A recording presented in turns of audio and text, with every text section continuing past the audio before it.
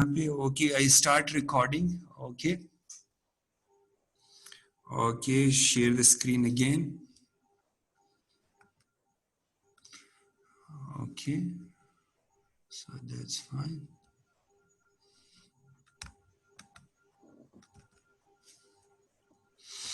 Okay so recording on होगी थोड़ा सा मैं वापस पीछे चला जाए अगर जो लोग यहाँ पे सुन नहीं रहे तो रिकॉर्ड हो जाए so we will just the today's topic हमारा तीसरा लेक्चर है so the first one is the introduction and the second one is the image classification and today we will discuss some data sets ठीक है सो जहाँ पे हमारे पास ये book है that I will share on the LMS सो ये lecture और पुराने दो लेक्चर जो हैं ये इस बुक से लिए गए so it is very easy and simple so you can check this book for the further details about each and every lecture ठीक है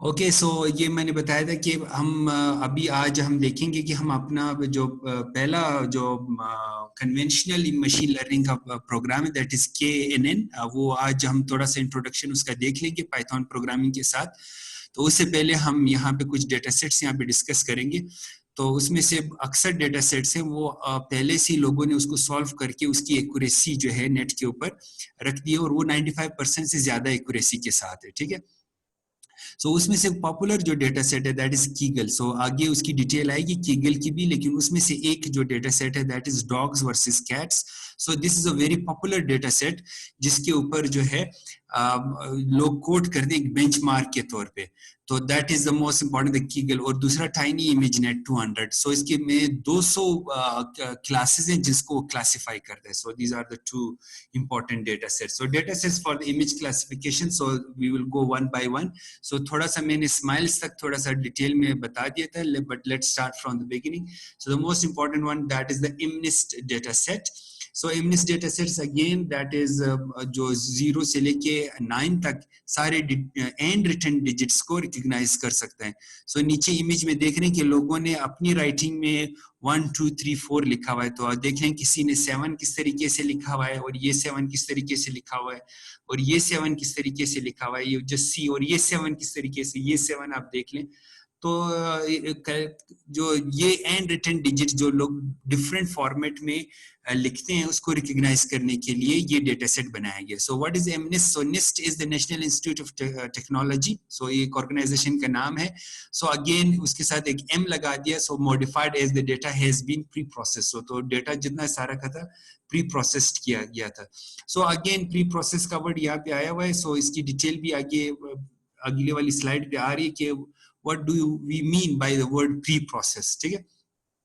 so well studied data set so बाज़ वक़्त जब हम मशीन लर्निंग के ऊपर या आर्टिफिशियल न्यूरल नेटवर्क की बात करते हैं तो MNIST को हम लाजमी डिस्कस करते हैं तो because it is a benchmark ये डेटा सेट यहाँ पे रखा गया है और लोग अपने नेटवर्क को ट्रेन करते हैं चेक करते हैं कि वाकई मुझे न्यूरल नेटवर्क आ गया है तो that is the base line लोग सबसे पहले जो ट्रेनिंग करते हैं वो MNIST के थ्रू करते हैं so this data set is a benchmark so यहाँ से कि आपका नेटवर्क कितना अच्छा है या बुरा है तो इसको बेस लाइन या इसको बेंचमार्क बना के ही नेटवर्क बनाते हैं ठीक है सो MNIST contains 60,000 images अगेन मैंने आपको पिछली क्लास में बताया था कि हम डेटा को स्प्लिट करते हैं between the training set and the testing set so 60,000 for the training and 10,000 for the 60,000 for the training images and 10,000 for the testing. So, और यहाँ पे एक word आया है that is called feature vector. So, again यहाँ पे मैं word feature vector को एक दफा फिर से बताता चलूँ कि अगर आपने हॉग में पढ़ा हुआ हो तो हॉग के अंदर हम लोगों ने स्विफ्ट के अंदर भी वो 128 डायमेंशन का फीचर वेक्टर बनाया था जिसमें 8 8 8 करके अगर थोड़ा सा याद हो और फिर हॉग के अंदर हम लोगों ने जो था वो 7 ब्लॉक्स बनाए थे और ईच ब्लॉक में हमने 8 किया था और फिर जब हम लोगों ने टोटल किया था कुछ 3000 समथिंग का जो डायमेंशंस का आया हुआ था तो यहाँ पे क्या है कि फीचर वेक्टर बिल्कुल उसी तरीके से फीचर वेक्टर का मतलब है 784 डायमेंशन के टोटल 784 वैल्यूज है in one vector So one vector, so that is row or a column. 784. ये किस तरह बने? आपके पास एक इमेज कितने डायमेंशंस की? 828 by 28. So 28 column rows and 28 columns. So जब आप दोनों को मल्टीप्लाई करेंगे तो टोटल आपके पास 784 डायमेंशन का एक वेक्टर बनेगा. तो this is called a feature vector. Why we called a feature vector? So definitely हर पिक्सल हमारे पास है और उस पिक्सल को हम एक फीचर कहते हैं. ठीक है. So why it is 28 by 28 by 1 यहाँ पे लिखा नहीं गया क्योंकि ग्रे स्केल है. Grey scale is again a one dimensional image. हमें पता है it is a one dimension. Colour image हमारे पास 3 डायमेंशन की होती है और हमारे पास ग्रे स्केल जो है that is a one dimension. So whenever you multiply 28 by 28 and then multiply by 1, then you will get 784 dimension vector. So ये हमने यहाँ पे फीचर वेक्टर का भी थोड़ा सा मैंने बता दिया, ट्रेनिंग सेट वगैरह. These grayscale pixel intensities are under science of falling into ये 0 to 255 अगर याद हो तो 0 is the black and 255 is the white. So 0 is the इसके बीच में जितनी भी values होती हैं these are the grayscale values. So all digits are placed in the black background. So black background के पीछे देखें सारा के सारा जो है background black है और जो इसका जो digits लिखे हुए वो gray scale में लिखी गई हैं. So these are raw pixel intensities. So raw pixel मतलब ये कि उसमें कोई हमने corner या interest point या कुछ भी हमने कोई feature detect नहीं किया. Simple the pixel intensity values. इसका मतलब row 1 column 1 what is the intensity value, row 1 column 2, row 1 column 3. इसी तरह हर row column की intensity value क्या है. Our goal is to train a network to correctly classify the digits. हम ये 28 by 28 these are all called the raw pixel intensities. So ये simple उस image की इंटेंसिटी वैल्यूज है जो हम नेटवर्क में फीड करते हैं. बाकी इसके साथ हम कुछ भी नहीं करते, कोई प्रोसेसिंग नहीं करते, कोई इसके फीचर एक्सट्रैक्ट नहीं करते, कोई शिफ्ट अप्लाई नहीं करते. So these are about all the MNIST data sets. So just black background, white digits, and is the grayscale values, and the dimension is a 784 dimension feature vector. So this is the data set, MNIST data set. अगर आप net पे Google के ऊपर लिखेंगे तो पहला ही link आपके पास MNIST data set का आ जाएगा. So if I go to the internet, so if I go there to the internet and I will go for the MNIST.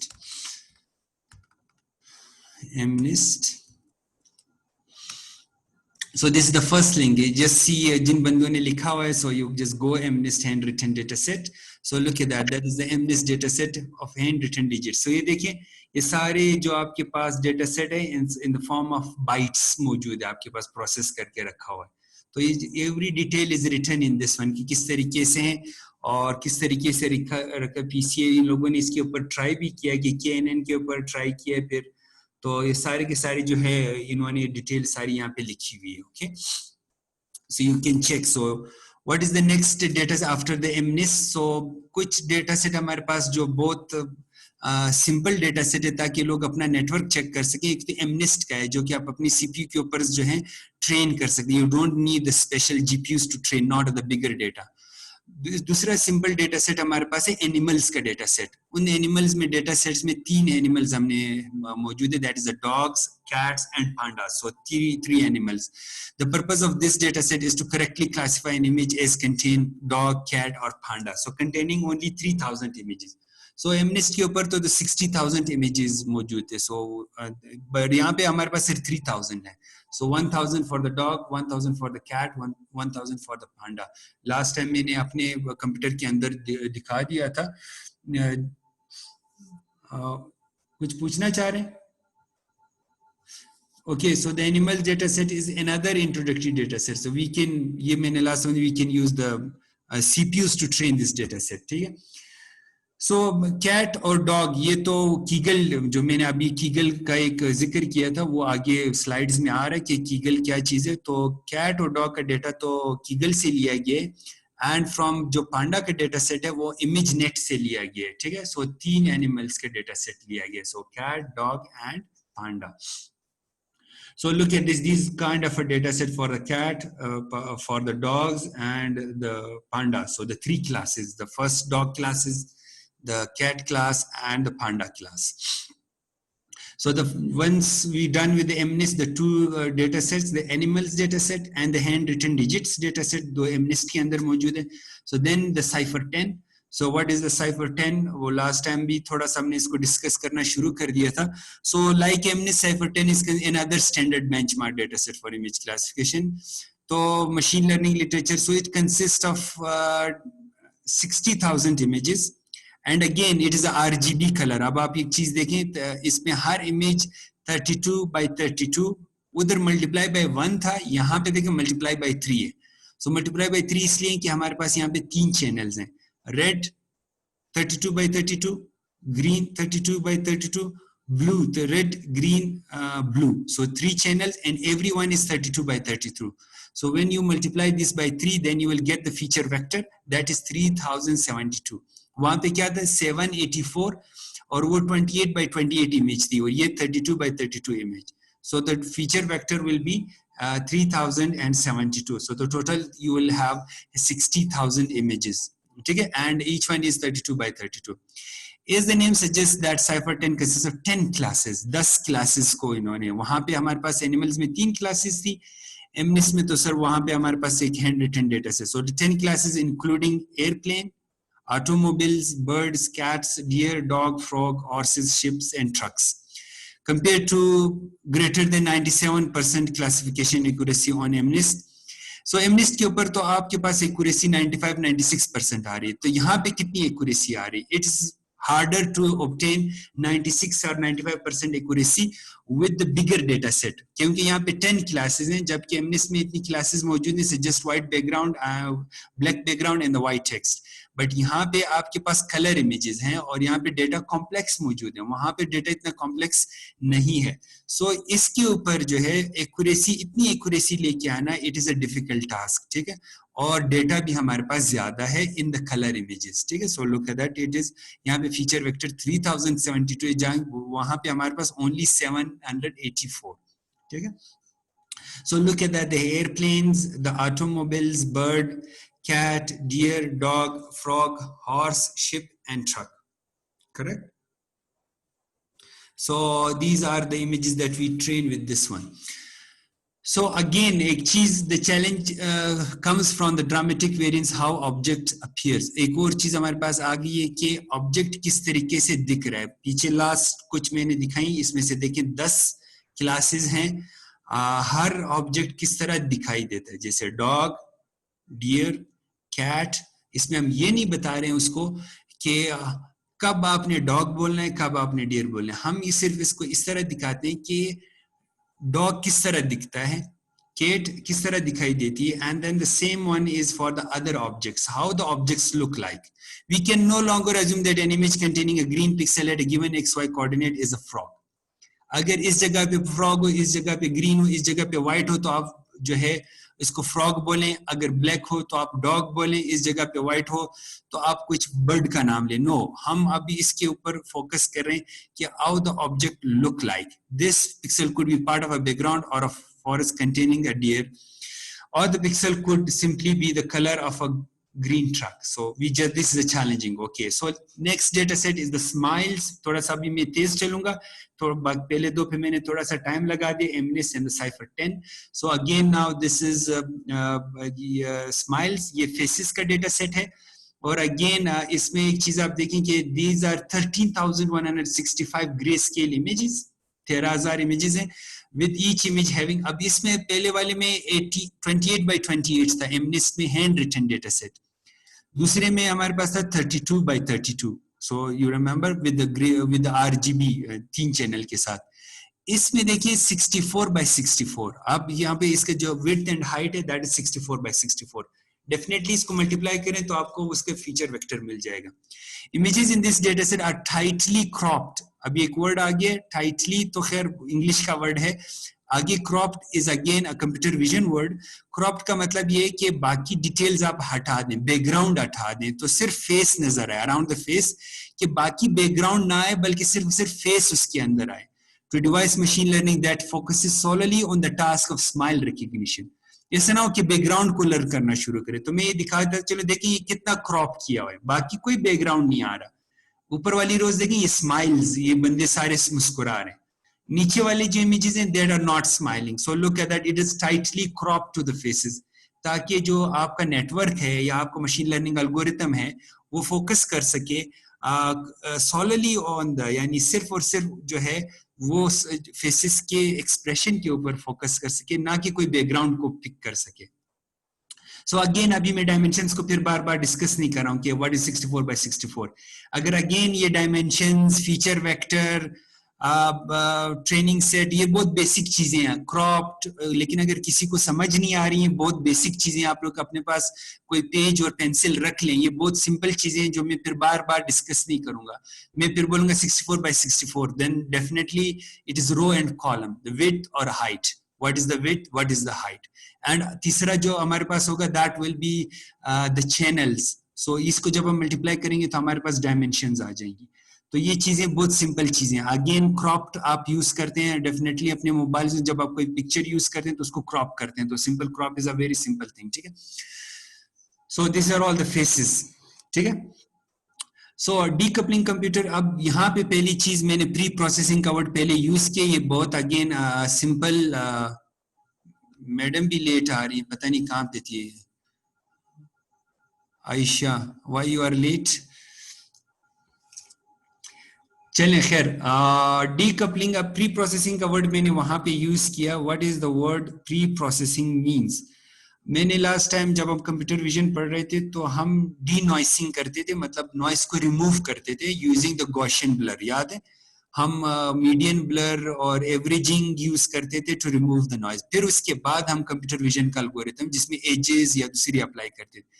तो एल्गोरिथम को अप्लाई करने से पहले जो प्री, यानी इमेज को ठीक करने के लिए जो काम आप करते हैं उसको हम कहते हैं प्री प्रोसेसिंग। उसके अंदर जो है डी नॉइसिंग है, मतलब नॉइस को रिमूव करना या स्मूथ करना इमेज को, और हो सकता है उसमें क्रॉपिंग भी मौजूद हो, रीसाइजिंग भी मौजूद हो, ये सारी की सारी चीजें जो है हमारे पास, इसको कहते हैं प्री प्रोसेसिंग। सवेरा अरूज ये भी लेट आ रही है madam, Ayesha and Savera, okay, आवाज आ रही है आप लोगों को? Okay, is a common trend. Okay, so this is a pre-processing. This word is called a resizing, cropping, denoising, smoothing the image, यानी algorithm से पहले जब आप ये चीजें अप्लाई करते हैं तो this is called a pre-processing. अच्छा, दो किस्म के एक्सपर्ट होते हैं, एक होता है कंप्यूटर विजन एक्सपर्ट जो कि हमने लास्ट टाइम देखा था इमेजेस के साथ, एक होता है मशीन लर्निंग एक्सपर्ट। वो NLP का भी हो सकता है, नेचुरल लैंग्वेज प्रोसेसिंग का भी हो सकता है, टेक्स्ट माइनिंग का भी हो सकता है। तो अगेन जो हमारे पास है, so I think join the meeting on the same link again, ठीक है। मैं 10 मिनट इसी में 2 मिनट के बाद से जस्ट 2 मिनट्स ब्रेक और मैं फिर दूसरी क्लास शुरू कर दूंगा, ठीक है।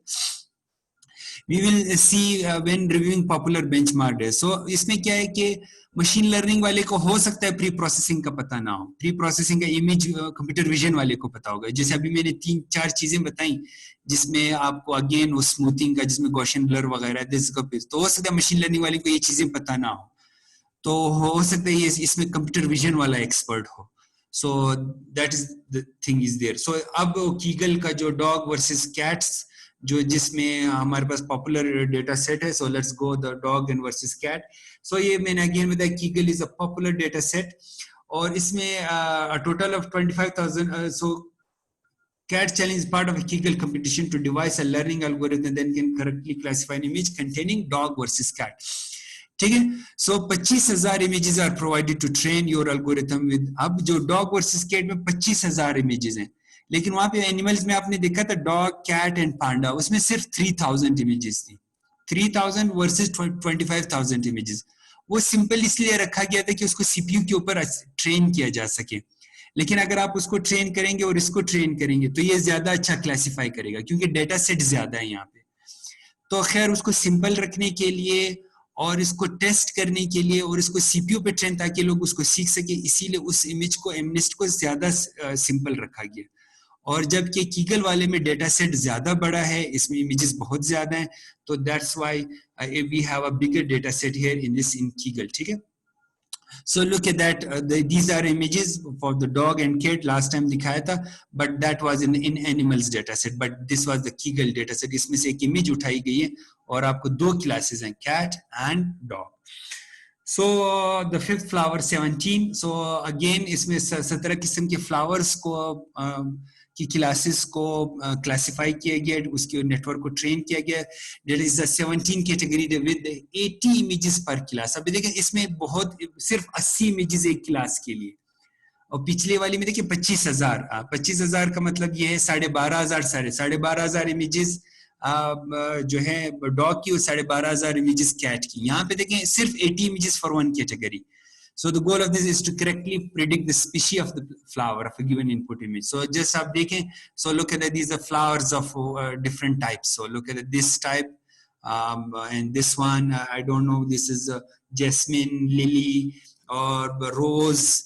And just see the different kinds of flowers. So ye bhi you can find such kind of a data set as well. Can be considered challenging data due to the dramatic changes in scale. Again ye wo cheezein jo last time maine kaha scale, viewpoint, clutter background, तो light condition जिसमें illumination वगैरह मौजूद थी.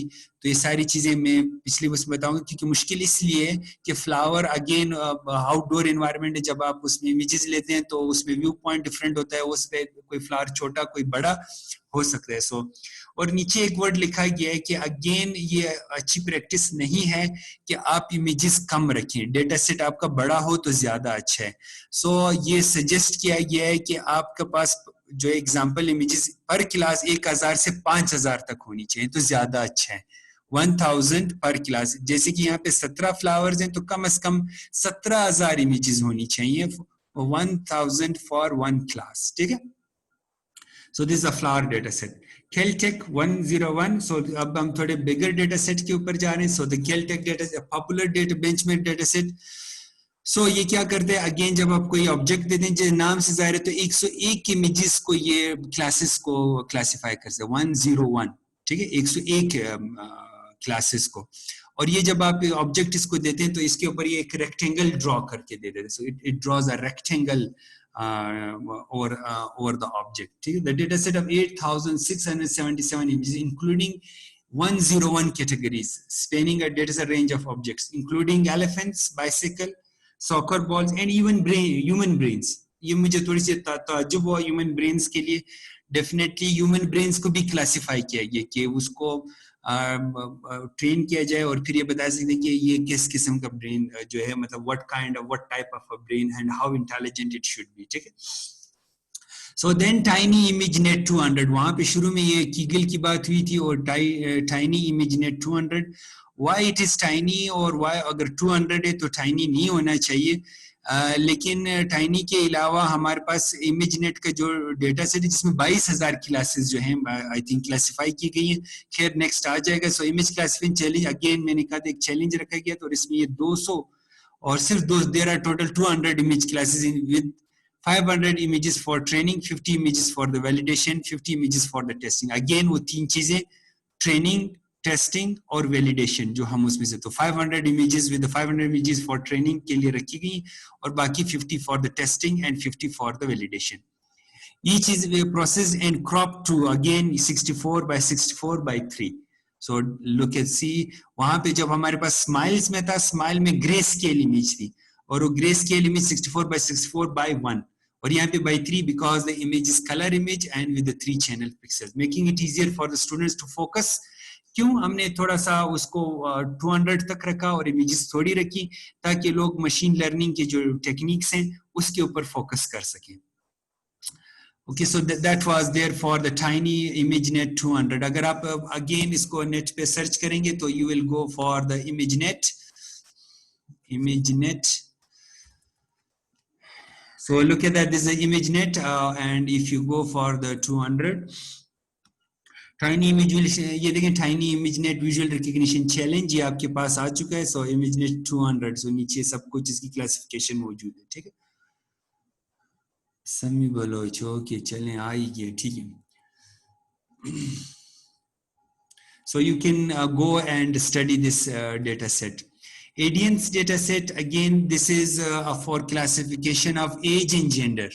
अब देखें लोगों ने इसके ऊपर भी काम किया. देखें इसमें हर from the age 0 to age 60. सारे इमेजेस लिए गए और जब आप इमेज को ट्रेन करवाते हैं तो और उसको इमेज प्रेजेंट करते हैं आपको बताएगा कि ये इसकी उम्र कितनी है और ये मेल है या female. Look at that, the neural network ने कितनी चीजें आसान की। आप जो अपने पास एप्लीकेशंस देखते हैं गूगल की ओवर द फेसबुक या दूसरी जो एप्स आ रही हैं वो सारे के सारे कंप्यूटर विजन और मशीन लर्निंग की टेक्निक्स को यूज करते हैं कि ये बूढ़ा होगा तो किस तरीके से दिखाई देगा, यंग होगा तो किस तरीके से दिखाई देगा, इसकी एज कितनी है या इसकी जो है जेंडर क्या है। तो look at the people work hard so much, तो उन्होंने कितना काम किया है इसको रिकॉग्नाइज करने के लिए। सो उन्होंने डेटा सेट कितना बनाया, उसको रखा, उसको ट्रेन करवाया और फिर ये अभी ऑनलाइन अवेलेबल भी है एडियंस data set. So you just type ADNs on the Google and you will get this data set. So just see the ADNs constructed in 2014. देखिए आज से 6 साल पहले, और अब हम इस कोर्स को अभी पढ़ रहे हैं तो is used to facilitate the study of age and gender recognition. ठीक है? A total of 26,580 images are included with the ages of 0 to 100. So correctly predict both the age and gender. ठीक है? So look at that, this is the main data set for this one. So again, this is the bigger data set, ImageNet. So सबसे ज़्यादा bigger data set जो Tiny 200 था. So look at that, 22,000 categories का data मौजूद है. 22,000 categories. So you just see and go. वहाँ पे glaucoma medical images मौजूद हैं, फिजिकल जो कि कुर्सियाँ, टेबल, दरवाजे और एनिमल्स, जराफ वगैरह, ह्यूमंस, सब कुछ मौजूद। There are over 14 million images in the ImageNet project. So अभी तो और ज्यादा होंगे, 14 मिलियन आप खुद देखें। मेरा ख्याल है 1,40,00,000 इमेजेस, 1,40,00,000 इमेजेस जो हैं ImageNet के ऊपर मौजूद हैं and you can directly download, train and use for your purpose. ठीक है? So look at that, the people just make it available, make it public for the other people to train. So ImageNet ने copy किया है इस word को from the WordNet. So WordNet क्यों, ये जो हमारे पास डिक्शनरी वगैरह में यूज होता है तो वहाँ पे synonyms को एक जगह पे करने की, एक जैसे वर्ड्स को एक जगह पे करने के लिए they use the phrase WordNet. तो इस सिनोनिम सेट कि कौन से वर्ड सिमिलर मीनिंग रखते हैं और इसको सिन सेट कहा गया। इसी को बेस बनाते हुए तो इन्होंने क्या किया, इसको ImageNet कहा गया, जो एक जैसी क्लासेस हैं, एक जिस तरह दिखती हैं, उसको सिन सेट के साथ एक जगह पे रख दिया गया। सो that is called the WordNet। मेरे ख्याल पिछले उसमें मौजूद था, उसको देखते हुए इसीलिए मैंने यहाँ पे रखा है WordNet को